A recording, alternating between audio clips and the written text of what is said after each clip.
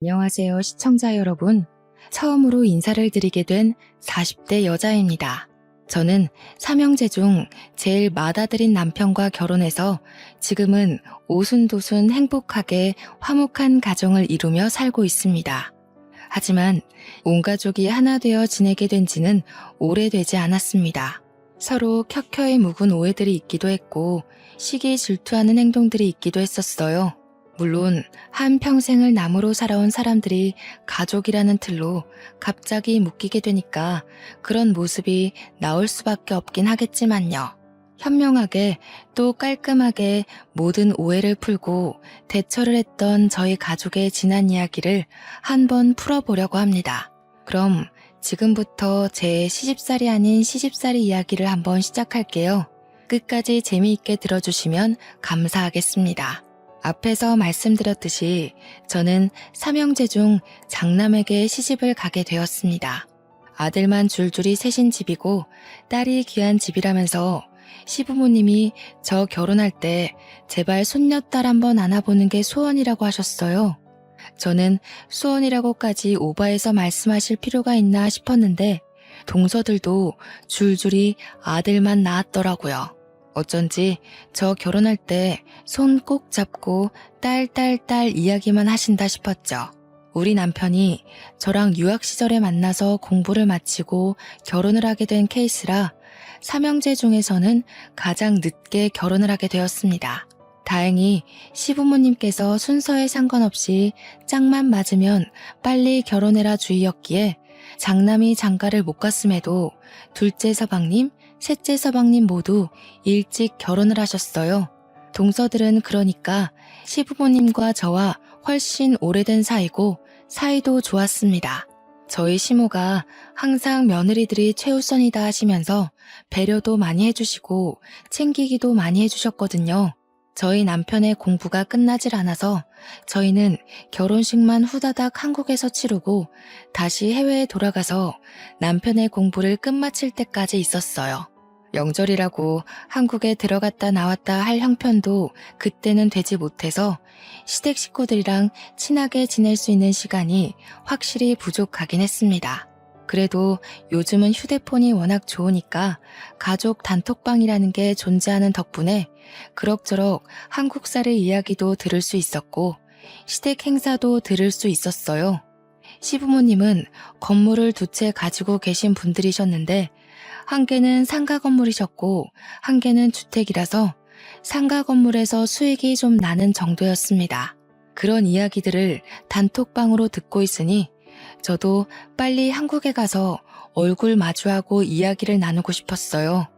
워낙 단톡방에서도 동서들도 시부모님과 허물없이 이야기를 하다 보니까 좀 부럽더라고요. 둘째 동서는 의젓하게 의견들을 조합해서 어디 여행이라도 갈라치면 계획을 짜는 사람이었고 막내 동서는 애교가 많은 타입이었습니다. 저는 워낙 조용조용한 성격이라 확실한 캐릭터를 가지고 있는 동서들이 부러웠죠. 남편과 제가 만나게 된 이야기를 잠깐 하자면 우리 남편은 대학원을 진학한 인재였고 당연한 수순으로 유학길을 밟은 엘리트였습니다. 저는 대학을 졸업하고 취업도 되지 않고 삭막한 대한민국에서 벗어나 자유를 찾아보고자 워킹 홀리데이를 신청해서 외국으로 왔고요. 워킹 홀리데이로 왔으니 고삐 풀린 망아지처럼 놀다가도 낮에는 레스토랑에서 아르바이트를 하며 돈을 모았어요. 그때 남편은 제가 일하던 레스토랑에서 늘 점심을 먹었습니다. 그 동네가 한국 사람들이 잘 없기도 하고 남편은 매번 같은 메뉴만 먹던 사람이라 좀 궁금해졌어요. 생긴 것도 꽤 멀끔하고 늘 신문이나 영어가 잔뜩 쓰여있는 책을 읽던 남편에게 조심스럽게 이야기를 걸었고 어느 날부터는 점심을 저와 함께 먹게 되었습니다. 자상한 면모가 넘치던 남편에게 제가 홀딱 반해버렸고 저희는 결혼을 꿈꾸게 되었죠. 남편의 동생들, 그러니까 서방님들은 일찌감치 회사에 다니고 있었고 다복한 가정을 꾸리라는 시부모님의 염원대로 결혼도 일찍 했더라고요. 당시 갓난아기이던 조카들을 보여주는데 어찌나 귀엽던지 저도 남편의 아이를 낳으면 이런 모습의 아이가 태어날까 꿈도 꾸게 되었습니다. 아무튼 이미 동서가 둘이나 생긴 마당에 잘 지내봐야겠다고 생각하면서도 시차 때문에 자주 연락을 할 순 없었어요. 저희가 잠깐 한국에 2주일 정도 나가서 결혼식만 딱 올릴 때 그때 만나 밥 한 번 먹고 인사하고 한 게 가족 만남의 끝이었습니다. 저희 부부는 아예 해외에서 둥지를 틀려고 마음을 먹었어요. 한국에 1년에 한두 번 나가면 되지 않을까 싶었고 남편과 제가 이미 해외 생활을 꽤 했기 때문에 나쁘지 않은 결정이라고 생각했습니다. 남편은 학생 신분으로 있었지만 비자 처리가 오히려 좋았고 저는 남편의 배우자로 비자를 얻게 되었거든요. 이대로 취직하면 영주권 받는 것도 어렵지 않다고 해서 저희는 외국 기업의 연구실을 알아보았어요. 그런데 그때 한국에 있는 유명한 제약회사에서 남편에게 개인 연구실을 주겠다는 제안이 온 겁니다. 제품 개발에 참여하면서 개인 연구실을 주고 연봉도 꽤 좋은 조건으로 맞춰주겠다고 했어요. 그때 저희는 조금 고민이 되더라고요. 외국 기업이 좀 더 자유로운 사내 문화가 있지 않을까? 지금 와서 한국에 가면 우리가 적응할 수 있을까 하는 고민들이요. 그런 고민들이 무색하게 제가 임신을 했다는 사실을 알게 되었고 남편은 서둘러서 한국으로 들어가기로 결심을 했습니다. 하지만 학교에서 하던 연구까지는 마치고 돌아가야 한다는 조건이 있었기 때문에 만삭 때쯤에나 한국으로 들어갈 수 있게 되었어요. 6개월이 넘는 시간 동안 남편은 일을 빨리 마치기 위해 열심히 밤샘 연구를 하게 되었고 저는 태교에 집중했습니다.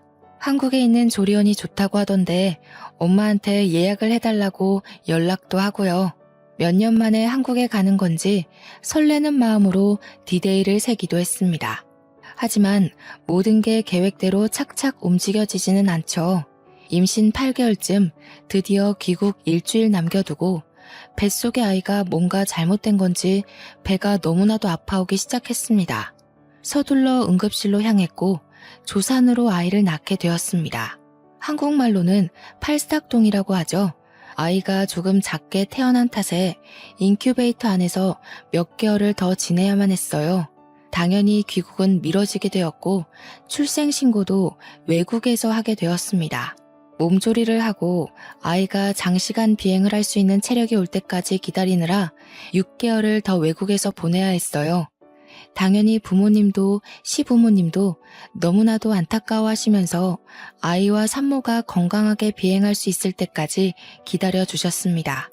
가족들이 그렇게 저희 편에서 이야기를 해주실 때마다 오히려 죄송스럽더라고요. 몇 년 만에 돌아가는 건데 얼마나 기다리셨을까 싶어서요. 그리고 남편을 스카우트한 회사도 걱정이 되었죠.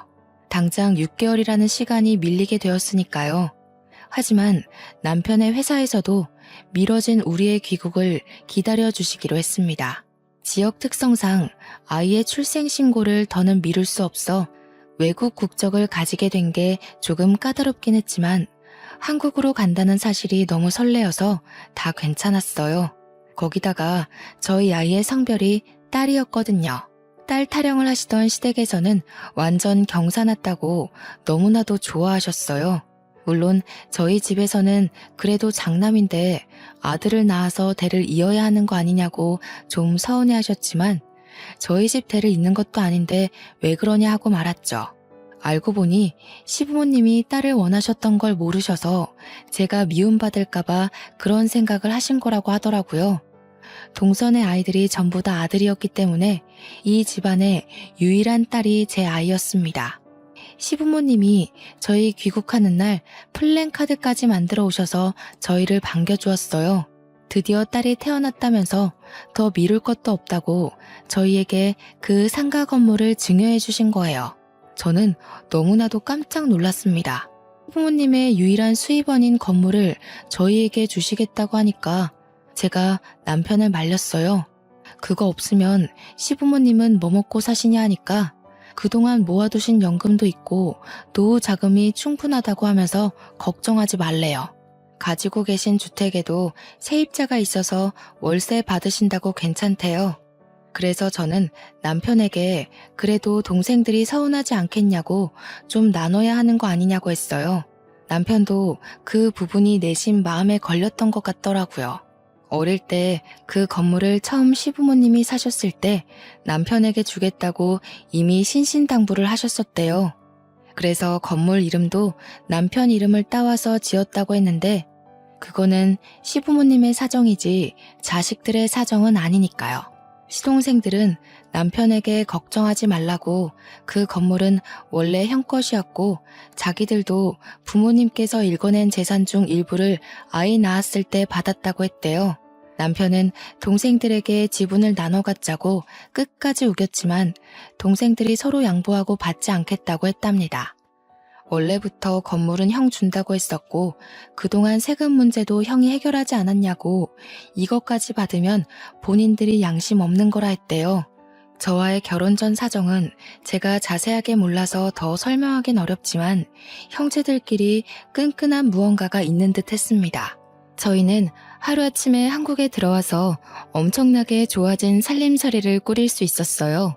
억대 연봉의 연구원인 남편 손에 상가 건물까지 들어왔으니까요. 시부모님은 웃으면서 저에게 다 딸을 낳아서 이런 복이 있는 거라고 하시며 제 딸을 하루 종일 물고 빨고 하셨습니다. 물론 저희도 나름 고충이 있긴 했죠.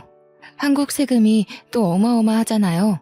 증여세가 부담되긴 했지만 남편이 해외 연구실에서 모은 돈과 연봉도 좋으니 대출을 좀 받아서 처리했습니다. 어여쁜 딸도 있고 든든한 남편도 있고 보고 싶었던 부모님도 있고 새로 생긴 시댁 식구들까지 있으니 한국이 너무 좋았습니다. 파트타임 아르바이트를 하지 않아도 되고 생활비를 펑펑 써도 넉넉하게 살 수 있었으니까요. 물론 월세의 일부는 시부모님께 용돈으로 드리기도 했지만 그래도 통장에 쌓이는 돈은 무시할 수 없었어요.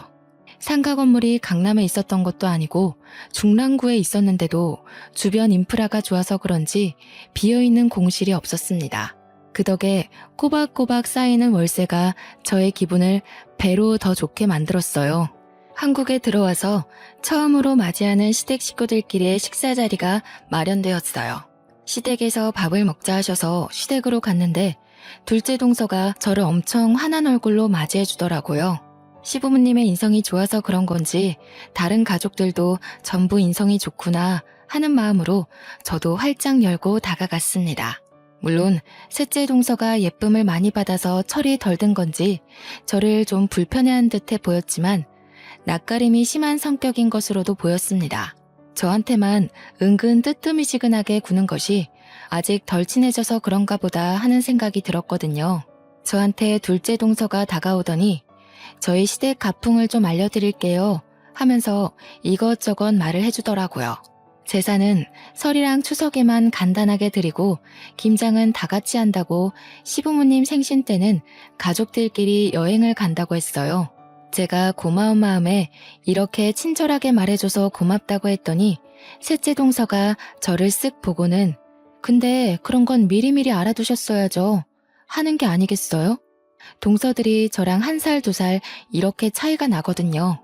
나이 차이가 별로 안 나니까 일부러 나한테 뻗대는 건가 하는 생각도 조금 들었습니다. 그러더니 둘째 동서가 저한테 그동안 큰형님 자리가 공석이었어서 자기가 고생을 했다는 게 아니겠어요? 그러면서 셋째 동서가 자기가 고생했던 게 마음 쓰여서 일부러 형님한테 저러는 것 같다고 신경 쓰지 말라고 했습니다. 제가 잘 타이를게요 하더니 둘이서만 속닥속닥 하는 거예요. 뭐 그런가 보다 하고 신경 쓰지 않으려고 했는데 그래도 가족이고 앞으로 평생 봐야 할 사이니까 그냥 무시하기도 꺼림칙하더라고요. 제가 공석이었다고 힘들었다고 하는 말이 이제 와서 큰형님 자리 얻었다고 뻗대지 말라는 소리로 들렸으니까요. 제 성격이 베베 꼬인 건 아니었는데 그렇게 들렸어요. 같이 밥 먹는 자리에서 시모가 제 딸을 엄청나게 챙겨주셨어요. 8개월밖에 안 된 아기다 보니까 계속 안아주고 업어주고 하시면서 제 딸 얼굴 보느라 밥도 제대로 못 드시는 겁니다. 그게 불편해서 제가 안고 있을 테니 식사하시라고 했는데 이때 아니면 언제 보냐고 저보고 밥 먹으라고 하시더라고요. 솔직히 애 때문에 밥을 제때 못 챙겨 먹을 때가 많아서 시부모님이 계속 아이를 봐주시니까 너무 편했어요. 저한테 막 이렇게 폭 안기는 애기는 처음이라면서 애가 어쩜 이리 순하니 하시는데 셋째 동서가 불쑥 끼어들었습니다. 저희 아들도 폭 안기는 맛이 있다고 좋아하셨잖아요. 그러니까 시모가 민망해하면서 알지 알지 하시는데 제가 다 민망했어요. 시모가 그래도 딸이라서 그런지 아들이랑은 좀 다른 맛이 있네 하시면서 애만 보니까 더 입 삐죽이고 둘째 동서가 셋째 동서 보면서 우리 막내 동서가 질투가 좀 있나 봐요 하는데 그런 느낌 드는 거 아세요? 자꾸 저만 빼고 자기들끼리 웃고 떠들고 하는 그런 느낌이요. 둘째 동서가 제 편을 드는 척하면서 막내 동서만 챙기는 딱 그런 느낌이 들었습니다. 근데 시동생들은 뭐 아무것도 모르고 밥만 먹고 있고 우리 남편도 별 대수롭지 않게 생각하면서 밥만 먹으니까 제가 말로만 듣던 시자가 붙으면 무조건 기피하고 보는 예민한 성격인가 하는 오해도 들고 딱 이 화목한 가족들 안에 저만 끼지 못하는 그런 예민한 사람이 된 기분이었습니다. 그렇게 밥을 먹고 다 정리하고 과일을 먹으면서 이런저런 유학생활 이야기를 하고 있는데 동서들 아들들이 전부 4살이거든요. 우리 아기는 8개월이니까 이제 기어다니는 수준인데 우리 딸한테 와서 장난감 칼을 위험하게 확 들이대는 거예요. 제가 놀래서 저도 모르게 조금 큰 소리로 어머 그러면 안 돼. 우리 애는 아직 그런 거 가지고 놀 수 있는 나이가 아니야 하고 말했어요. 그러니까 셋째 동서가 저한테 오더니 조용히 말해도 다 알아듣는 애들인데 왜 그렇게 큰 소리로 이야기를 하냐는 거예요. 자기 아들 놀래서 얼어붙은 거 안 보이냐고 저한테 막 뭐라고 하더라고요. 그러니까 둘째 동서가 또 은근히 끼어들어서 아직 형님이 애 키운 지 얼마 안 돼서 잘 모르시나 봐 이러는데 얄밉더라고요.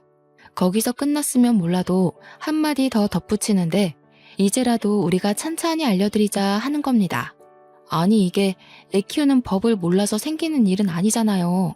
둘째 동서가 조카들을 불러오더니 애기가 남동생 같아 보여도 여동생이니까 칼 들고 장난치지 말자? 이러는 거 아니겠어요? 제가 기가 막혀서 저도 모르게 허! 하고 숨을 뱉었습니다.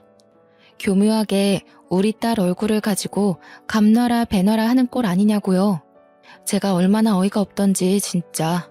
그 자리에서 아무 말도 못한 제가 바보 멍청이 같고 분해 죽겠더라고요. 참다 집으로 돌아와서 남편을 붙잡고 이야기를 했어요. 이상하게 동서들이 나를 싫어하는 것 같다고 하니까 남편이 저한테 그래? 그런 일이 있었어? 하더라고요. 무심해도 그렇지 시댁 한복판에 나를 던져놓고 챙기지도 않냐고 하니 미안하다고 하면서 다음부터는 자기가 잘 지켜보겠대요. 그 말 자체가 오늘은 아무 일도 없지 않았나? 하는 듯한 느낌이었습니다. 점점 내가 진짜 예민해서 그런 건가 다들 아기가 있는 건 아닌가 보다 그렇게 결론이 나더라고요. 제 속이 갈팡질팡하니까 너무 찜찜하기도 하고 그렇게 시간이 조금 더 흐르니 추석이 다가왔어요. 우리 아이랑 같이 시댁에 먼저 가기로 했습니다. 남편은 급한 일이 갑자기 생기는 바람에 조금 늦게 연구실에서 출발한다고 하길래 저는 점심때쯤에서 시댁에 먼저 갔어요. 제사를 간단하게 지낸다고는 했지만 그래도 음식을 하는데 제가 손 놓고 보고만 있을 순 없으니까요. 그런데 시댁에 아무리 배를 눌러봐도 아무 기척도 없고 문도 열어주지 않는 겁니다. 시모에게 전화를 해봐도 무응답이고 동서들도 제 전화를 받지 않았어요. 연구실에 있는 남편에게 전화해봐야 조금만 기다려봐 장 보러 가셨나? 하는 말만 돌아오고요. 그렇게 1시간을 넘게 기다리니 시모에게 전화가 오더라고요. 저 문 앞에서 기다리다가 아무 기척도 없어서 근처 카페에 왔어요 하고 말씀을 드리니까 시모가 화들짝 놀라시는 거예요. 오늘 늦게 온다고 하지 않았니? 잠깐만 기다리렴 하시더니 동서들이랑 우르르 집으로 오시는데 목욕 바구니를 들고 계셨어요. 셋째 동서가 저한테 아니 왜 벌써 오셨어요? 늦게 오시는 줄 알았는데 이러더라고요. 집에서 애 키우시면서 늦는다고 통보하셨길래 친정 갔다 오시는 줄 알았다고 은근히 비꼬면서 이야기하는 겁니다.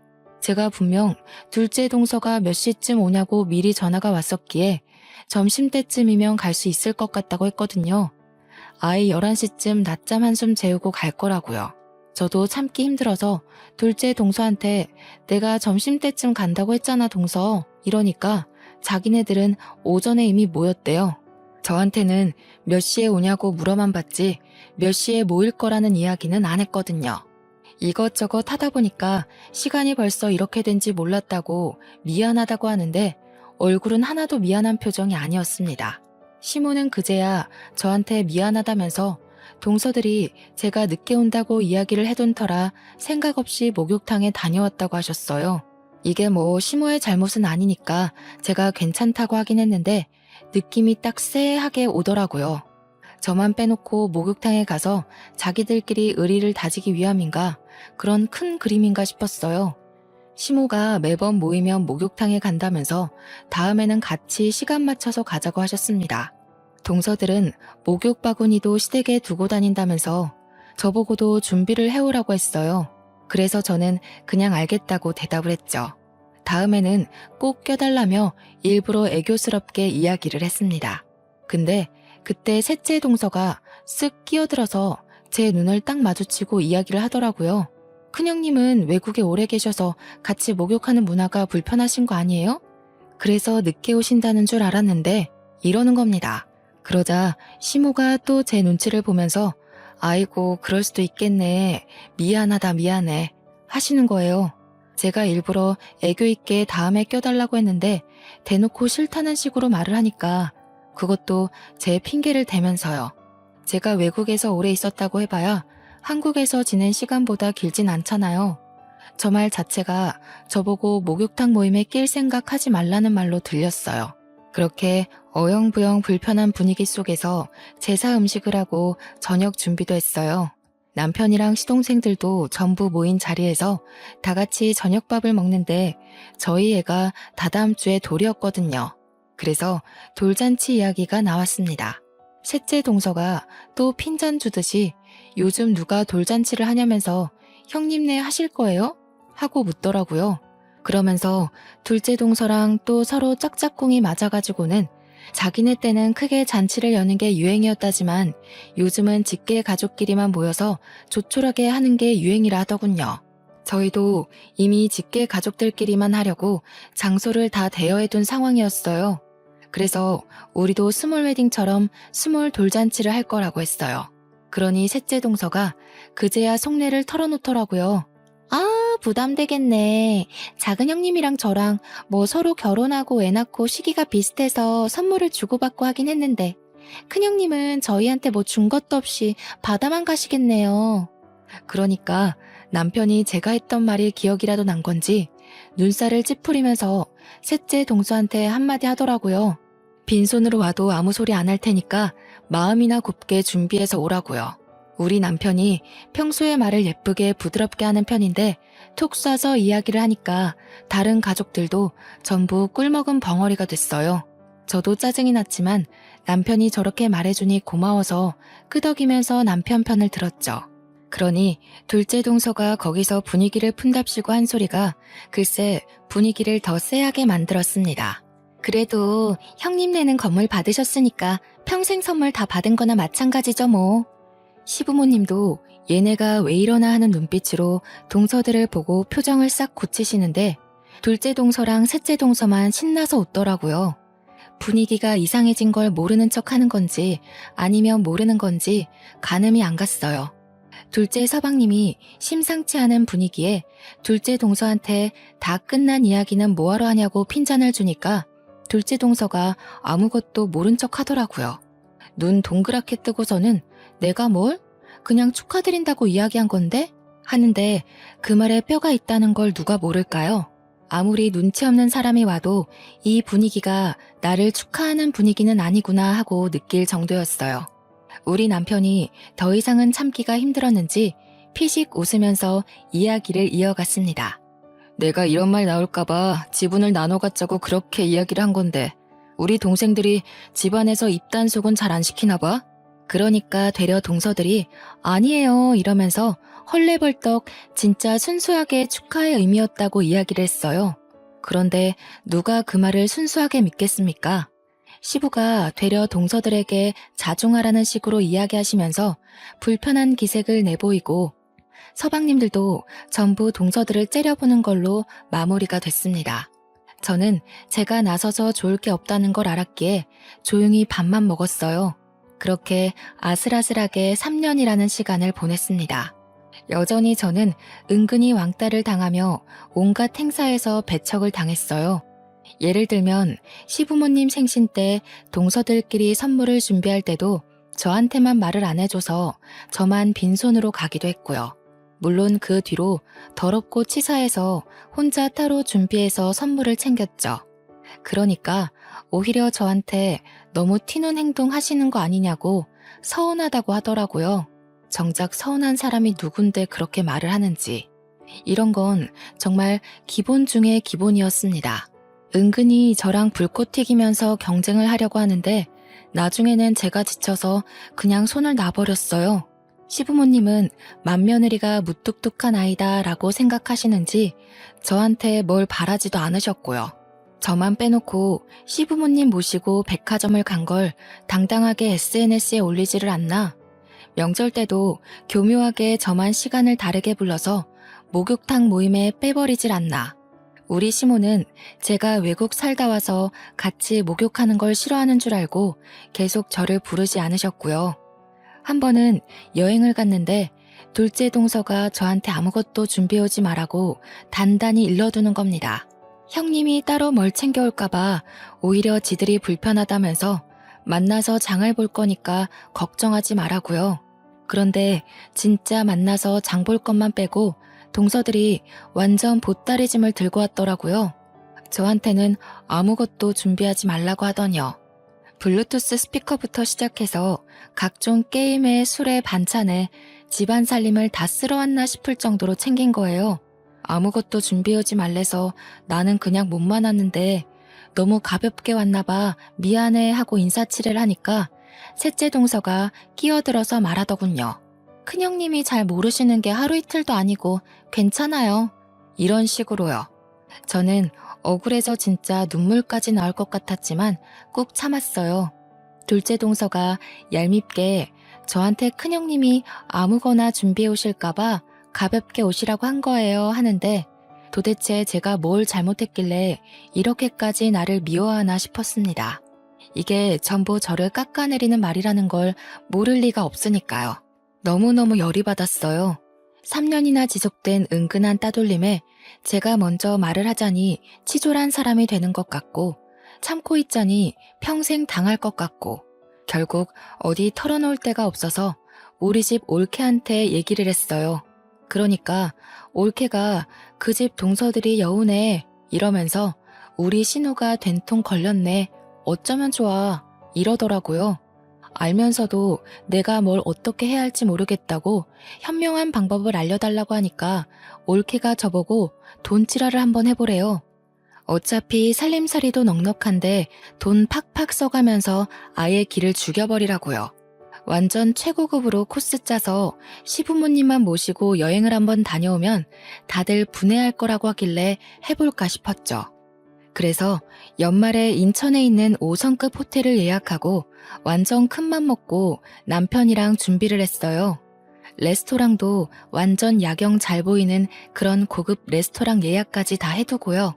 부모님 선물도 명품으로 준비했습니다. 우리 가족이랑 시부모님만 해가지고 2박 3일 코스로 놀러가서 일부러 동서들 보라고 SNS에 사진을 막 올려뒀죠.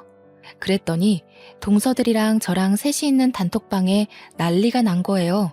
어떻게 자기들만 빼놓고 갈 수 있냐부터 시작해서 좋은 데 가셔서 좋겠다고 난리 법석이더라고요. 그러면서 이제 자기네들이 준비한 건 싸구려라서 성에 안 차시겠다고 앞으로는 형님이 다 하시면 되겠다 하는데 진짜 제 동생들이었으면 한 대씩 쥐어 박았을 것 같아요. 그래도 열등감 폭발하게 만들었으니 이번 작전은 성공인가 싶었죠. 그랬는데 둘째 동서가 저한테 선을 넘더라고요. 건물 받아서 재력 과시하려고 그러시는 거냐면서 없는 사람 서럽게 만든다고 제가 시부모님 모시고 좋은 데 간 게 그렇게 안이 꼽냐고 물어봤습니다. 그러니까 셋째 동서가 단톡방에 장문의 문장을 저에게 보냈어요. 작은 형님께 제가 맨날 들어서 알고 있어요.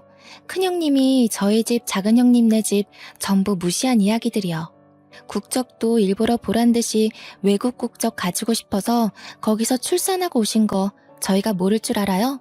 큰형님이 건물 지분 나누자고 할 때도 싫다고 하셨다면서요. 그래서 아주버님께서 말로만 건물 지분 나누자고 하고 행동은 안 하신 거라던데. 목욕탕 가는 것도 외국에선 그런 남사스러운 짓 안 한다고 우리가 이상한 거라고 하셨다면서요.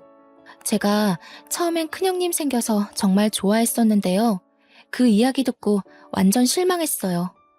그러니까 둘째 동서가 갑자기 나타나서는 아니 무슨 그런 이야기들을 미주알 고주알 다 하는 거야? 하면서 톡방을 나가버리는 겁니다. 저는 셋째 동서의 톡에 정신을 못 차리겠는 거예요. 이게 다 무슨 말도 안 되는 소리인가 싶고 제가 언제 국적 가지고 우스대기를 했나 건물 지분 가지고 아까워하길 했나 오해가 있어도 단단하게 오해가 있는 것 같아서 셋째 동서에게 바로 전화를 걸었습니다. 한참을 받지 않다가 전화를 받더라고요. 목소리가 이미 저에게 말실수를 했다는 느낌이 팍팍 드는 목소리였어요. 막내 동서, 톡방에 한 이야기들이 다 무슨 말이야? 누구한테 들었어? 이미 엎질러진 물이니까 다 이야기할게요. 전부 다 사실 맞잖아요. 제가 작은 형님께 다 들었어요. 그동안 작은 형님한테 되바라졌다고 그러셨다면서요. 우리 아들이 큰 조카 괴롭힌다고 지 엄마 닮아서 못되어 처먹었다고 그랬다면서요. 제가 그런 말 듣고도 형님한테 잘 지내자고 할 수 있겠어요? 저는 머리가 핑 도는 기분이었습니다. 결단코 제 가슴에 손을 얹고 그런 말을 한 적이 없었거든요. 제가 미치지 않고서야 그런 이야기를 둘째 동서에게 할 리가 없잖아요. 나는 둘째 동서한테 그런 말 한 적도 없고 따로 톡을 하거나 전화를 한 적도 없어. 오히려 동서들이 나를 싫어한다고 생각해서 더 잘 지내보려고 했지. 그게 무슨 말이에요? 그런 말을 한 적이 없으시다고요? 나도 매번 목욕탕 모임에 끼고 싶었는데 무슨 소리를 하는 거야 정말. 동서들이 나랑 같이 가기 싫어서 은근히 왕따 시키는 거 내가 모를 줄 알았어? 나한테만 매번 언제 모이는지 시간을 알려주지 않았잖아. 그래서 그냥 오후에 시댁에 가기 시작한 거야. 그리고 우리 아이도 조산으로 팔싹동이로 나와서 어쩔 수 없이 인큐베이터 신세를 지느라 외국 국적을 가지게 된 거야. 이 부분은 시어머니께서 잘 설명해 주신 줄 알았는데 왜 내가 외국 국적을 굳이 가지려고 거기서 애를 낳고 오겠어. 하지만 작은 형님이 그러셨단 말이에요. 큰 형님이 저희 무시하려고 일부러 조카한테도 영어로 이야기하고 그런 거라고요. 저희 아이가 4살이 되면서 간단하게 말을 하기 시작했어요. 그때부터 남편과 저는 일부러 아이에게 영어로 말을 걸기 시작했습니다. 요즘 조기 교육이 그렇게 시작된다고 하기도 하고 저희가 나중에는 외국에 다시 나가서 살 생각이 있었기 때문이었어요.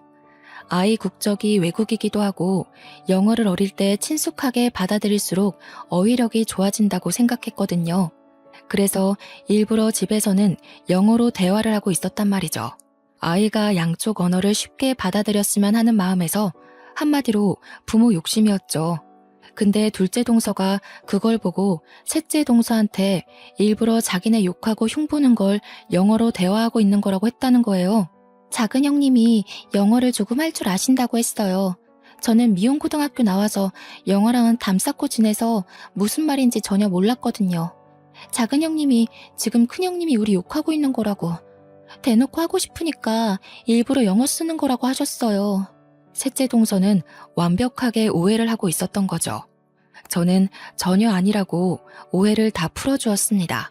조카들 욕한 적도 전혀 없다고 했고 그동안 둘째 동서가 쌓아둔 이야기를 다 듣고 해명했어요. 그러니 저에게 진심으로 사과를 하더라고요.